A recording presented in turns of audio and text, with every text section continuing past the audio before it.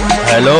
हाँ, आप कौन बोल रहे हैं? पहचाना नहीं बेटा, तेरे बाप बोल रहे हैं। अरे यार, आप कौन बोल रहे हैं? पहचाना नहीं बेटा, तेरे बाप बोल रहे हैं। रात को तूने क्या मैसेज किया था? सच सच बता, तूने बियर पिया था?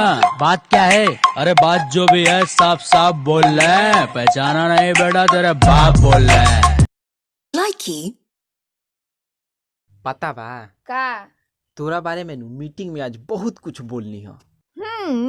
जब ले ना खानी नु तब ले खा नहीं के सकत, अब बड़ी हमार सेवा करेले। इतना झूठ काहे बोलनी हा? काहे कि सच बात कारवा होला। तेरी मम्मी, तेरे पापा, तेरा भैया, तेरा चाचा, तेरा दादा, तेरी नानी। Likey, हे भगवान, मुझे 5 किलो सोना दे दीजिए, मुझे बहुत जरूरी है। हे भगवान, हमरा के 300 रुपया दे दी, बहुत जरूरी बा। अरे हमरा से Likey,